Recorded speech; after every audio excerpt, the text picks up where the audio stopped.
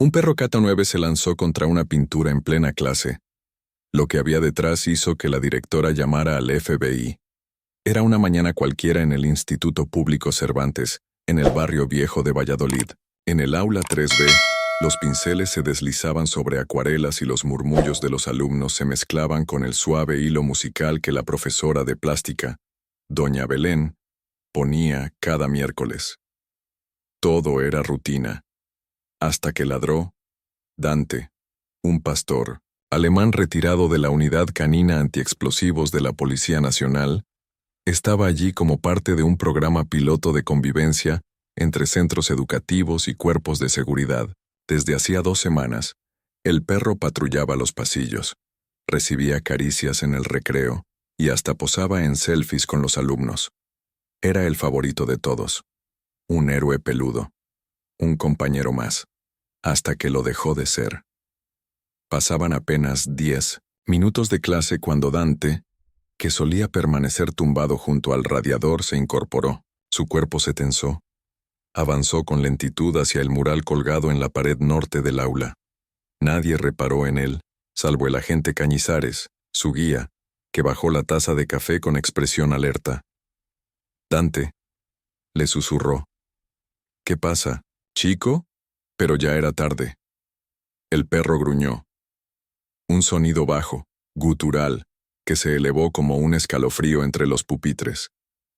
Luego se abalanzó sobre la pintura. Un lienzo enorme que representaba una bandera española desgarrada ondeando en un paisaje árido, con figuras humanas en sombras, un cuadro oscuro, inquietante. Algunos alumnos bromeaban diciendo que daba mala suerte. Dante clavó los colmillos en la parte inferior del lienzo y tiró con fuerza. El lienzo se rasgó como si fuera papel mojado. La clase estalló en gritos. Los pinceles volaron, las sillas chirriaron, y doña Belén, pálida como la cal de la pared, se llevó las manos a la boca. Detrás del cuadro, algo brilló, un tirador metálico, viejo, empotrado en una superficie que no era yeso ni ladrillo, sino chapa de acero.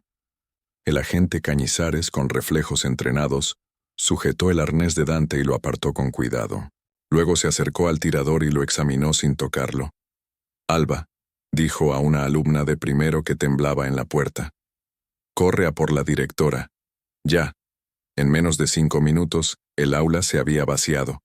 Solo quedaban el agente, Dante y una profesora en shock, murmurando una y otra vez: «Esa pintura. Me la dio mi abuelo cuando empecé a enseñar. Nunca imaginé». La directora, doña Rosario, llegó al trote, acompañada del jefe de mantenimiento. Miraron el hueco, tocaron el metal, fruncieron el ceño. «¿Esto qué es?»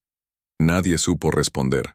Si te impactan historias reales como esta, suscríbete a nuestro canal de YouTube Lealtad K9, donde los animales no solo ladran, también descubren la verdad.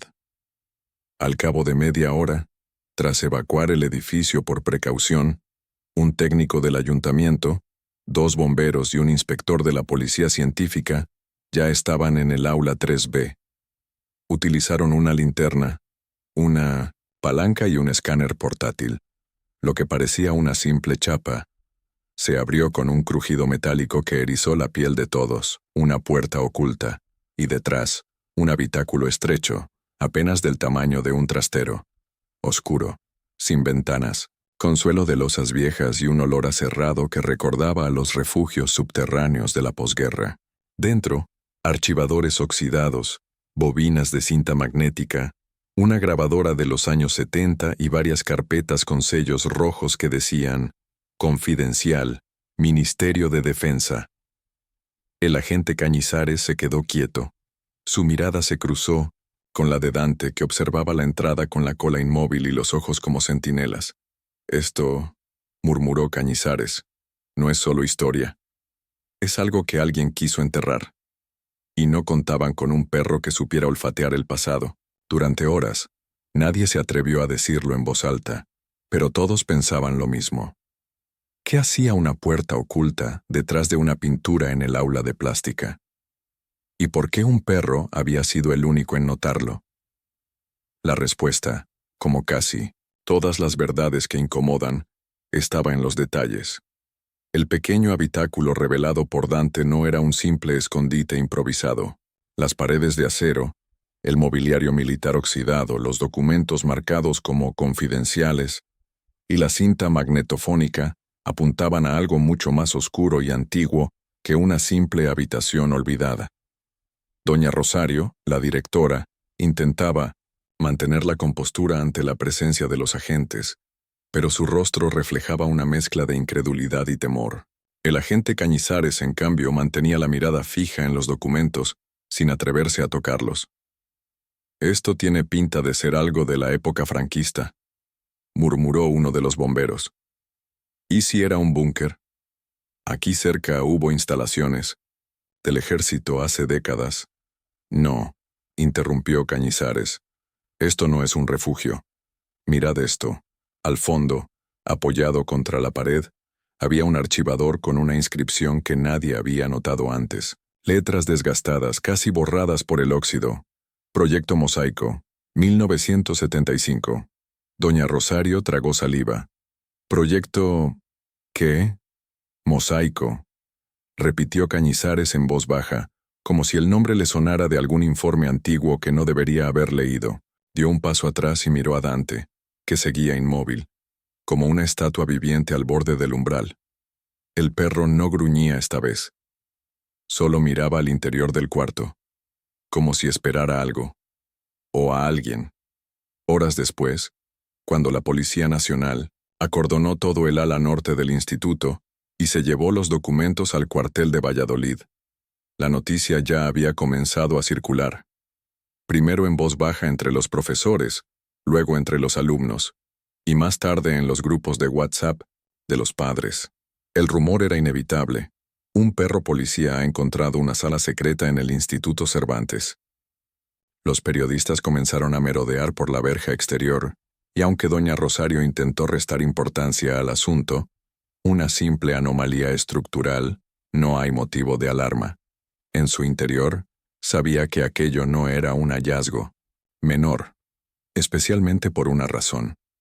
Porque la pintura que ocultaba la puerta, aquella obra oscura que todos evitaban mirar, había estado colgada allí durante más de 20 años. Y nadie, absolutamente nadie, se había dado cuenta. La profesora Belén, aún en estado de conmoción, fue escoltada a la enfermería. Cañizares se sentó a su lado con un vaso de agua entre las manos. «Señorita Belén», dijo con tono suave, «¿está segura de que no sabía lo que había detrás de esa pintura?» «Por supuesto que no», respondió ella casi con lágrimas en los ojos. «Esa pintura me la regaló mi abuelo cuando terminé magisterio. Siempre decía que representaba los silencios de la historia. Nunca pensé que fuera literal. Su abuelo trabajaba en el ejército». Belén asintió lentamente. Estuvo destinado en bases por toda España. Nunca hablaba mucho, solo pintaba. Y cuando falleció, dejó ese cuadro a mi madre, que luego me lo dio a mí. ¿Recuerda si alguna vez mencionó algo sobre ese instituto? ¿O sobre un proyecto llamado Mosaico?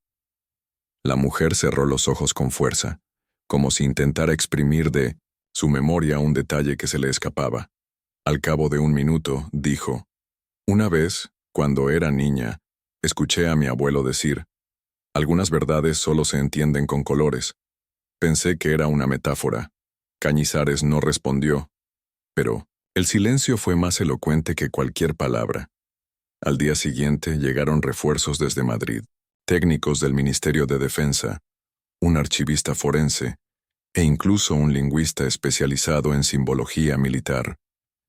El cuarto oculto había sido desmontado pieza por pieza, las grabaciones enviadas a digitalizar, y una carpeta a trajo especial, atención, contenía planos antiguos del edificio, que no coincidían con la distribución actual del instituto. «Aquí», señaló el archivista, «hay un pasadizo que conecta esta aula con un antiguo pozo de ventilación que desemboca en 1900, la plaza trasera, y esta otra línea parece indicar una sala secundaria debajo de la biblioteca. ¿Quiere decir que hay más habitaciones ocultas?». Preguntó la directora horrorizada. No me extrañaría, contestó el técnico sin apartar la vista del plano. Esa misma tarde, en la biblioteca del instituto, Dante volvió a ponerse tenso. Olfateó una esquina, giró sobre sí mismo, se detuvo frente a una estantería empotrada. Luego ladró. Solo una vez. Pero fue suficiente. La estantería fue desmontada con cuidado. Detrás, otra puerta metálica. Sin tirador esta vez, pero con bisagras soldadas desde dentro, como si lo que hubiera al otro lado no estuviera destinado a salir jamás. Tardaron casi una hora en forzarla. Y lo que encontraron fue aún más inquietante, una habitación sin ventanas, sin muebles, solo con un espejo doble instalado en la pared y una inscripción en la parte superior escrita a mano. No te acuerdas porque no debes. Para entonces ya no se trataba de un incidente escolar. Era una investigación de Estado. La prensa, impedida de entrar, comenzó a teorizar. Conspiraciones, experimentos, archivos de guerra. Algunos incluso hablaban de niños entrenados en 1960, secreto, o lavado de cerebro durante el franquismo tardío. El instituto fue cerrado temporalmente. Las clases se suspendieron, y la comunidad entera quedó dividida entre el miedo, la curiosidad y la vergüenza de no haberlo sabido antes. Esa noche, en casa, el agente Cañizares miraba fijamente una fotografía. Era una instantánea antigua que había encontrado en uno de los archivadores, ahora digitalizada. Un grupo de 6 niños en 1900 en fila, todos con uniforme gris. Ninguno sonreía. Todos miraban al frente. En la esquina inferior derecha una inscripción a bolígrafo. Grupo experimental. Mosaico, mayo de 1976. Y al fondo de la imagen, colgado en la pared, el mismo cuadro que Dante había roto. Cañizares cerró los ojos.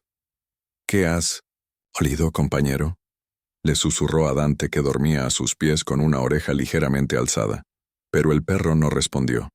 Como siempre, solo guardaba. Como si aún esperara el siguiente fragmento de una historia que llevaba décadas intentando salir a la luz. El lunes amaneció con una niebla espesa que cubría los tejados del barrio Delicias. La verja del instituto, Cervantes, seguía cerrada, flanqueada por 2 coches patrulla. A las 8 en punto, llegaron técnicos del Ministerio del Interior, especialistas en memoria histórica y una psicóloga forense. Ninguno llevaba uniforme. Ninguno hablaba mucho, y todos preguntaban por Dante. El pastor alemán estaba en su rincón, habitual del coche policial, con la mirada atenta y el cuerpo relajado. Pero no dormía. Nunca lo hacía del todo cuando algo quedaba pendiente. En el interior del instituto, los operarios desmontaban ya parte del suelo de la biblioteca, justo donde el plano del proyecto Mosaico indicaba otra cavidad. La madera crujía como si protestara, y el polvo de décadas bailaba bajo la luz de las linternas. El agente Cañizares miraba desde el umbral. ¿Seguro que está aquí?, preguntó el subinspector Almenara. Tan seguro como que ese perro no ladra por capricho, respondió Cañizares.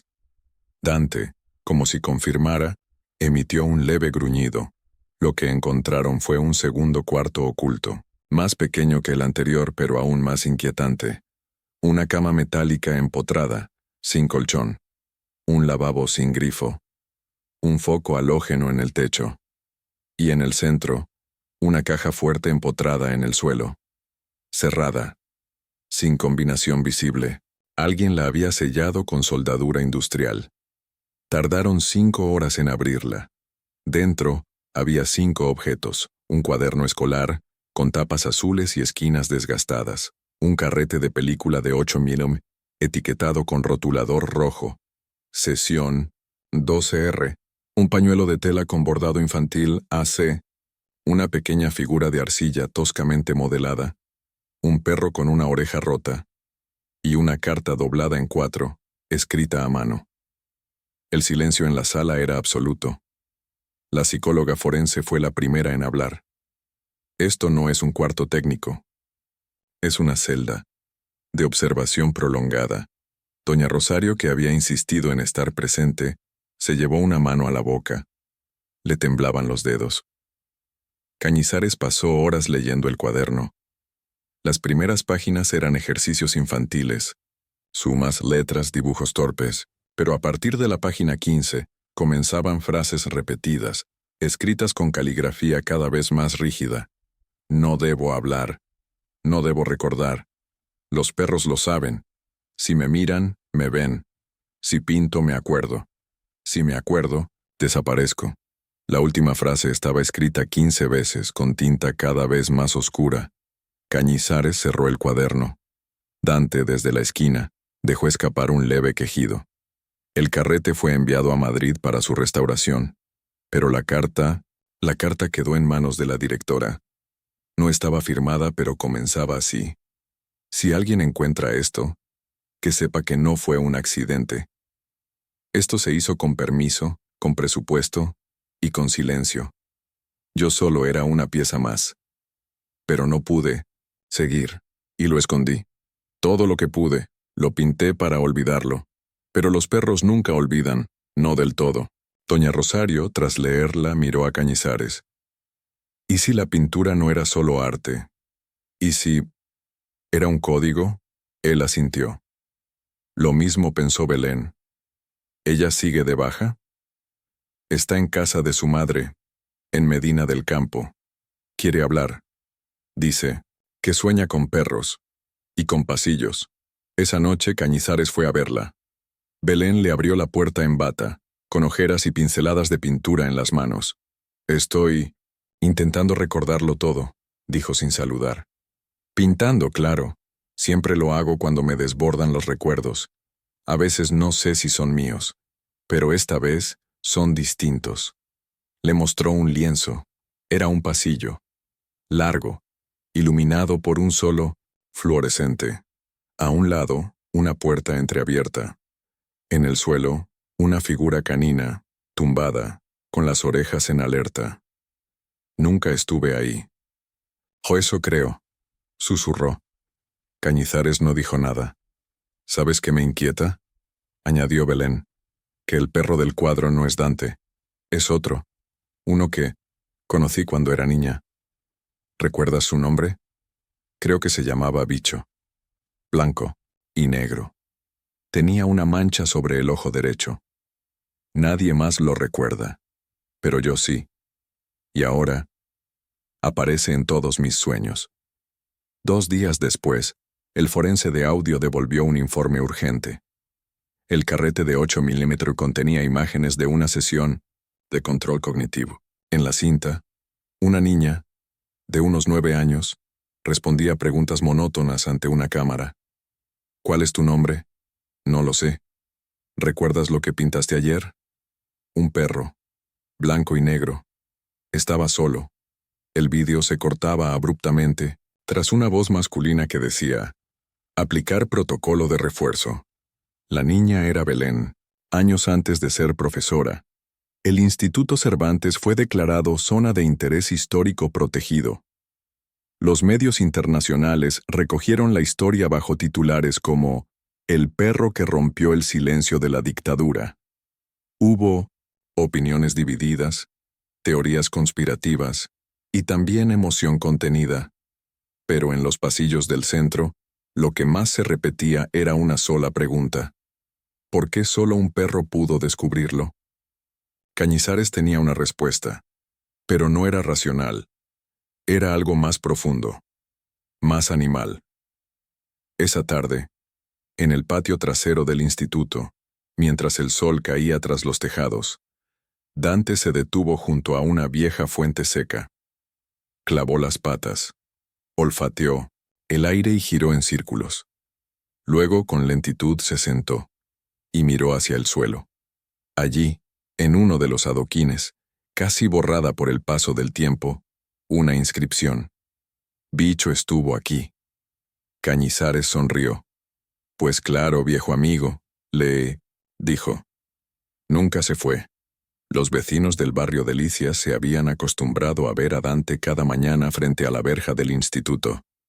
Ya no era el perro policía, sino el perro que encontró la verdad. Algunos niños, al pasar, Le dejaban croquetas envueltas en servilletas. Otros simplemente se detenían a mirarlo, como si esperaran que ladrara otra revelación. Pero Dante estaba callado, y eso inquietaba más. En la comisaría central de Valladolid, el agente Cañizares hojeaba por 10ª vez el informe parcial del ministerio. Había términos que se repetían como ecos inquietantes. Entrenamiento cognitivo inducido, memoria disociada, sujeto, 9 Belén.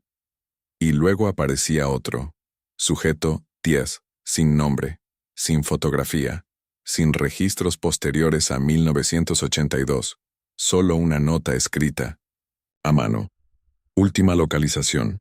Orfanato Nuestra Señora del Silencio, Palencia. Se reportó actividad anómala. Acceso denegado.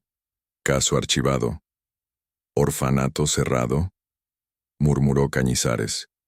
¿Y qué tiene que ver un perro ahí? Pero ya conocía la respuesta. Siempre hay un perro. Pidió traslado urgente a Palencia. Al llegar, solo encontró ruinas. El edificio del antiguo orfanato había sido demolido en los años 90 tras un incendio. En su lugar, un centro cívico inacabado y un aparcamiento de tierra. Pero algo no encajaba. En los planos antiguos constaba un nivel subterráneo. Cañizares llamó a los técnicos de georradar. 3 horas después, localizaron una estructura rectangular bajo el aparcamiento. Sellada, sin entradas visibles. ¿Excavamos?, preguntó un operario. Cañizares miró a Dante, que estaba junto a una señal oxidada, olfateando el suelo. El perro se detuvo, rascó una vez con la pata delantera y se sentó. Sí, respondió Cañizares. Excavad aquí. Tardaron 2 días. El acceso estaba bajo una losa de hormigón marcada con una inscripción apenas legible. Pabellón C, 1978. Cuando abrieron, un olor rancio y metálico salió como un suspiro atrapado. Bajaron con linternas. El aire era denso. Las paredes de ladrillo visto conservaban restos de dibujos infantiles en crayón. Había nombres escritos: Lucía, Tony, Mar, 10. Y en una esquina una figura pintada con mano torpe. Un perro blanco con manchas negras. Bicho, susurró Cañizares. Encontraron una sala con 3 camitas oxidadas, una pizarra pequeña y una caja de madera cerrada con clavos. Dentro, una grabadora antigua, varias cintas y un diario cubierto de polvo. El primer audio fue restaurado en Valladolid. Una voz femenina, joven, día 7. Sujeto 10 ha comenzado a responder al estímulo visual. Se aferra al perro, lo llama Finn. Presenta episodios de disociación cuando se le pregunta por su nombre real. Cañizares apretó los puños. Dante, junto a él, respiraba hondo. Otra cinta, más corta. Hoy ha dibujado una puerta. Dice que detrás está su madre.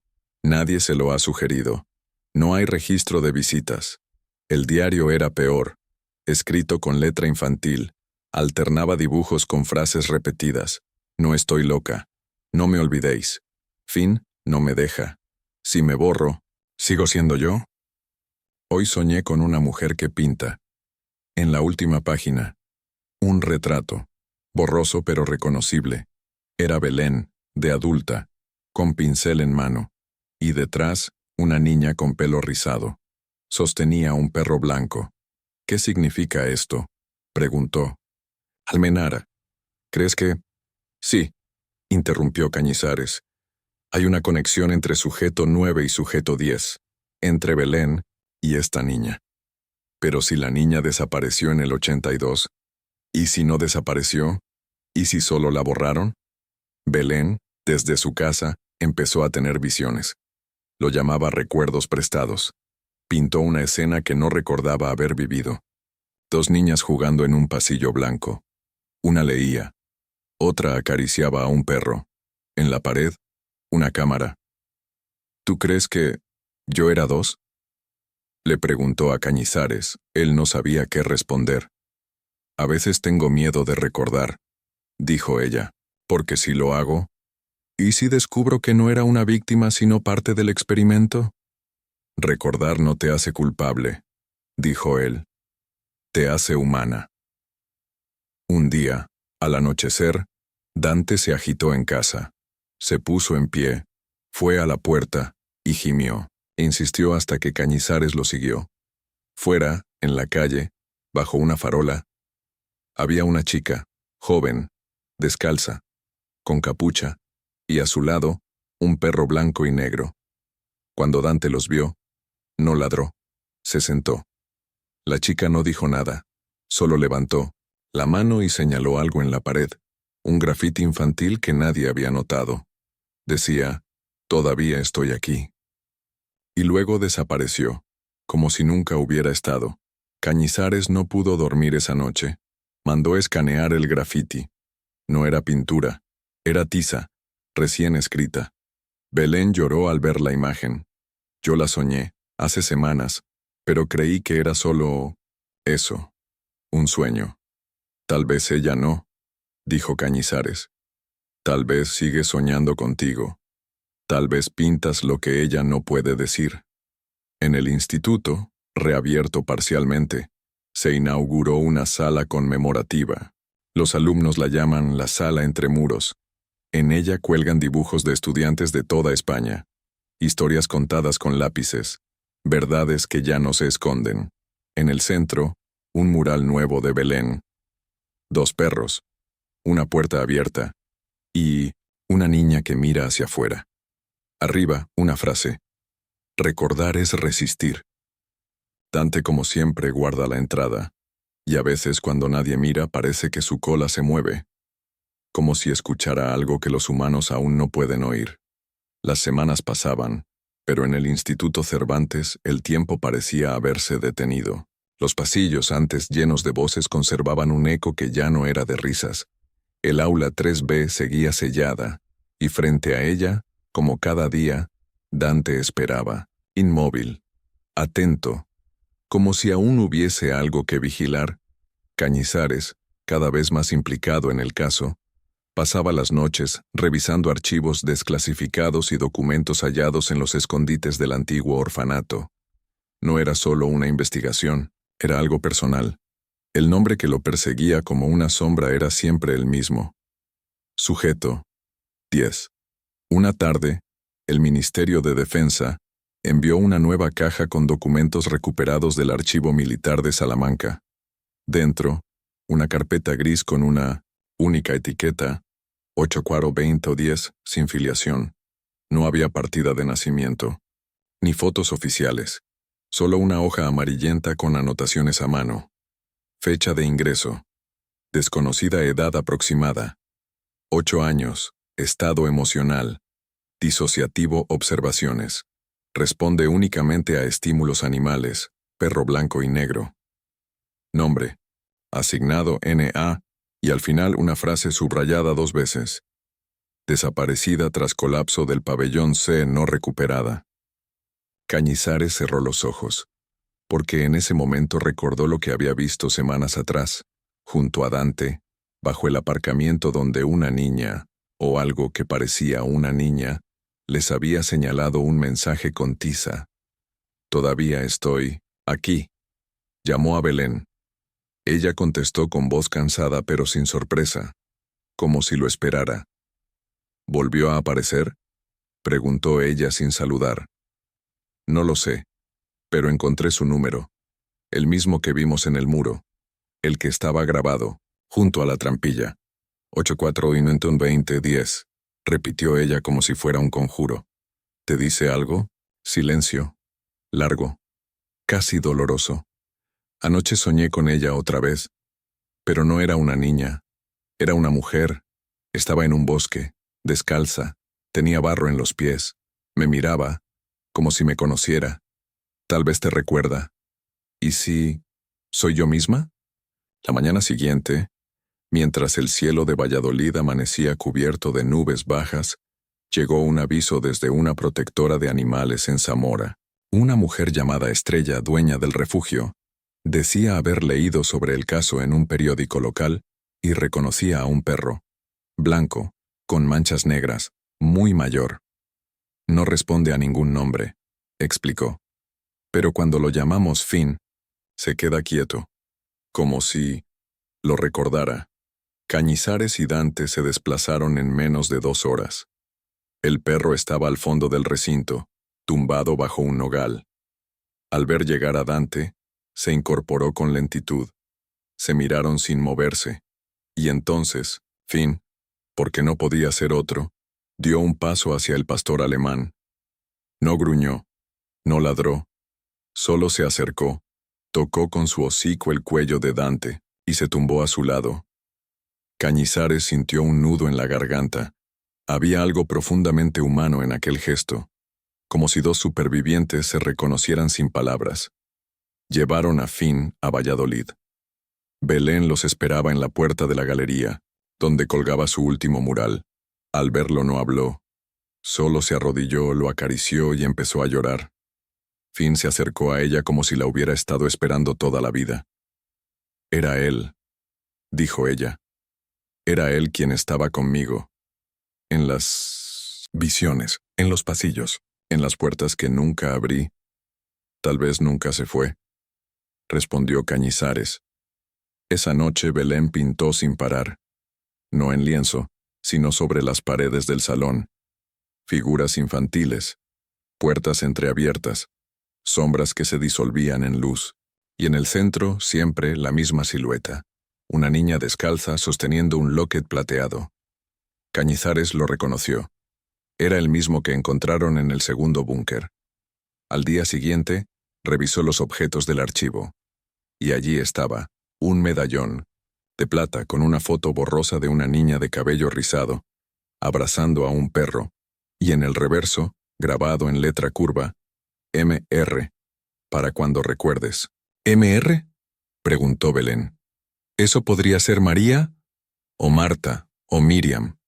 ¿O...? Ella negó con la cabeza. Mi nombre nunca fue mío. Me lo dieron después. Pero este medallón, sí es mío. Yo lo tenía. Lo perdí o me lo quitaron. El ministerio autorizó una última exploración en el antiguo orfanato. Esta vez con georradar profundo. Bajo lo que una vez fue el pabellón C, encontraron otra cavidad, sellada, pequeña, como un escondite. Dentro, un colchón, podrido, un cuaderno roto, y en la pared escrito con carbón, si olvido me salvo, pero ya no quiero salvarme, quiero recordar. Y debajo, en letra infantil, M.R. La historia dio un giro inesperado. Por primera vez, se habló en televisión nacional. ¿Quién fue M.R.? La niña sin nombre que dejó mensajes bajo tierra. El perro que esperó 40 años para encontrarla. Pero entre tanto titular, lo importante era otra cosa. M.R. no era una sola persona. Era la suma de muchas. Niñas y niños, que fueron silenciados, que aprendieron a dibujar su dolor porque no podían hablarlo, que sobrevivieron gracias a perros como Finn, y a personas como Belén, que supieron traducir la memoria en color. El mural final se pintó en el vestíbulo del instituto. Mostraba a 2 perros, Dante y Finn, caminando por un pasillo de luz. Detrás, una niña con el medallón en la mano, y al fondo, una puerta abierta. Sobre ella, una frase: no somos lo que nos hicieron. Somos lo que decidimos recordar. Las campanas de la iglesia de San Nicolás marcaban las 8 cuando Belén regresó, por primera vez en semanas, al Instituto Cervantes. No como profesora, sino como visitante. Iba acompañada por Cañizares y por Dante, que caminaba a su lado como si la escoltara hacia un lugar sagrado. Finn los seguía con paso más lento, pero firme, con esa dignidad silenciosa que tienen los que han visto demasiado. El nuevo vestíbulo del centro estaba reformado. Ya no había taquillas ni tablones de anuncios, solo luz cálida, un banco de madera frente al mural y una placa de mármol blanco con una inscripción sencilla. A quienes recordaron lo que otros intentaron borrar. Belén se quedó de pie frente a su propia obra, el mural definitivo, su despedida. En él, una niña sin rostro caminaba hacia una puerta abierta. A cada lado, 2 perros, Uno de pelo oscuro, otro blanco con manchas. Ambos miraban al espectador, como si preguntaran algo, como si esperaran una respuesta. Esa misma mañana una carta llegó al despacho de la directora. No tenía remite, solo un sobre rojo y una nota escrita a mano, para MR, si alguna vez vuelve. Dentro, un dibujo, hecho con lápices de colores, papel cuadriculado, firmado con iniciales que nadie reconocía. Mostraba una habitación subterránea con una cama, una luz colgante, y una niña abrazada a un perro. En la pared, la misma frase de carbón que encontraron meses atrás: no quiero salvarme, quiero recordar. ¿Creéis que sigue viva?, preguntó la directora mirando a Belén. Ella no contestó. Solo acarició a Finn. Días después, Belén decidió abandonar su plaza como docente.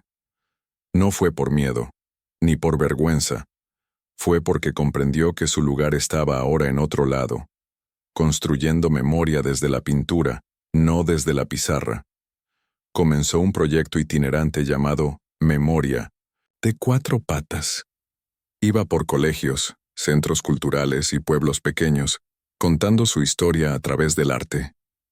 Llevaba a Finn con ella, y a veces, si el sitio era especial, Dante también se unía. Los niños no siempre entendían los detalles, pero sí comprendían lo esencial: que hay heridas que se curan cuando se nombran, y que a veces, un solo ladrido puede abrir puertas cerradas durante décadas. Cañizares, por su parte, fue ascendido. Pero rechazó el traslado a Madrid. Pidió permanecer en Valladolid como enlace comunitario, trabajando con jóvenes y con unidades K9 en entornos educativos. Cada vez que entraba a un instituto, alguien le preguntaba por Dante, y él respondía: lo mismo. No vino a ladrar, vino a escuchar lo que nadie más quería oír. Un año después, el caso se dio oficialmente por cerrado. No hubo detenciones, ni nombres concretos. El Estado reconoció anomalías documentales en proyectos de observación psicológica durante la transición, pero sin asumir responsabilidades directas. Algunos medios denunciaron encubrimiento. Otros simplemente dejaron de hablar del tema. Pero la gente no olvidó, porque la historia había calado más allá del escándalo, había tocado la fibra de lo que somos como sociedad. Una nación que por fin empezaba a mirar hacia su pasado sin bajar la mirada. Un domingo por la tarde, mientras paseaban por el Parque Ribera de Castilla, Finn se detuvo bajo un almendro en flor, se sentó, alzó el hocico y miró hacia una joven que caminaba sola, descalza, entre los árboles. Tenía el pelo rizado, los ojos grandes y una mirada que contenía más preguntas que respuestas. Al verla, Belén no tuvo miedo. Solo caminó hacia... Ya la joven no dijo nada, pero extendió la mano. Y en su palma, un medallón plateado. El mismo. «MR», susurró Belén. La joven asintió. Y sonrió. Días más tarde, Belén pintó su último mural. No lo firmó. Solo dejó una nota en la esquina inferior. Para la niña que nunca dejó de buscarme. Para el perro que nunca dejó de esperarme. Para quienes eligieron recordar, aunque doliera. Gracias por haber acompañado esta historia hasta el final. Gracias por escuchar con el corazón lo que otros intentaron silenciar. Y ahora, una pregunta para ti. ¿Qué parte de tu historia aún permanece enterrada? ¿Y qué estarías dispuesto a hacer para recuperarla?